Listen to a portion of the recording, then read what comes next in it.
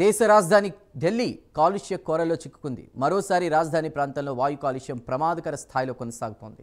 పీల్చే గాలిలో నాణ్యత క్షీణిస్తూ ప్రజా ఆరోగ్యానికి తీవ్రమైన ముప్పుగా మారుతోంది. దట్టమైన పొగమంచు, కాలుష్యపు దుమ్ము నగరాన్ని కమ్మేసింది. ఉష్ణోగ్రతలు కూడా సాధారణం కంటే తక్కువ పడిపోవడంతో కూడా చలితో పాటు దుమ్ము, శ్వాస ఇబ్బందులు పెరిగాయి. ఆదివారం ఇండియా గేట్ వద్ద ఢిల్లీ వాసులు భారీ నిరసన చేపట్టారు. ఆప్ కాంగ్రెస్ కార్యకర్తలతో పాటు ఢిల్లీ వాసులు ర్యాలీ నిర్వహించారు. జీవించే హక్కు తమకు ఉందని భారీ ఎత్తున నినాదాలు చేశారు. టాక్సిక్ గాలిని ఆపడానికి వెంటనే ప్రభుత్వం చర్యలు తీసుకోవాలని డిమాండ్ చేశారు. సెంట్రల్ పొల్యూషన్ కంట్రోల్ బోర్డు ఇచ్చిన తాజా సమాచారం ప్రకారం ఢిల్లీలో AQI 400 పైనే నమోదవుతోంది.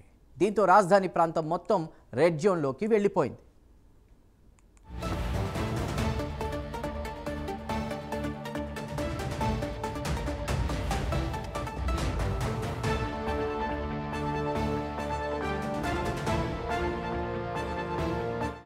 AQI అంటే ఎయిర్ క్వాలిటీ ఇండెక్స్. గతంతో పోల్చుకుంటే ఈ సంవత్సరం గాలి నాణ్యత ఎన్నడూ లేనంత దారుణంగా పడిపోయింది. అయితే మరికొన్ని రోజుల్లో గాలి నాణ్యత మరింత పడిపోయే అవకాశం ఉందని air quality early warning system కూడా తెలిపింది. దీపావళి పండుగ నుంచి గాలి నాణ్యతలో మార్పు ఏర్పడిందని తెలిపింది.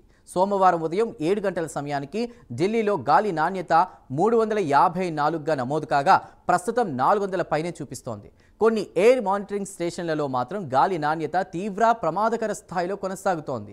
ఇక ఆనంద్ విహార్లో AQI 379గా నమోదు కాగా ITO ప్రాంతంలో 376గా నమోదైంది.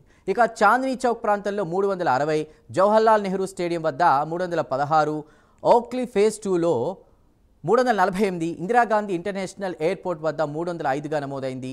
అటు నోయిడా సెక్టర్ 62 వద్ద 342గా నమోదు కాగా సెక్టర్ 1లో 325, సెక్టర్ 116 ప్రాంతంలో 339, గురుగ్రామ్ సెక్టర్లో 51 వద్ద 327గా AQI air quality index levels నమోదయ్యాయి.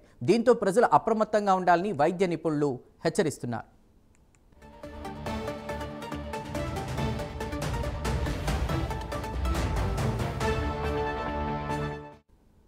వాయు కాలుష్యం ప్రమాదకర స్థాయిలో కొనసాగుతున్న పరిస్థితుల్లో బయటకు వెళ్లే వారికి కళ్ళు, గొంతు, ఊపిరితిత్తుల సమస్యలు తలెత్తే అవకాశం ఉందని వైద్య నిపుణులు చెబుతున్నారు. ముఖ్యంగా పిల్లలు, వృద్ధులు, గర్భిణీలు, శ్వాసకోశ వ్యాధులతో బాధపడుతున్న వారు అత్యంత జాగ్రత్తలు తీసుకోవాలని సూచిస్తున్నారు. కాలుష్య నియంత్రణ కూడా ప్రజలు సహకరించాలని అధికారులు కోరుతున్నటువంటి పరిస్థితి. అవసరం లేని ప్రయాణాలు తగ్గించాలని విజ్ఞప్తి చేస్తున్నారు.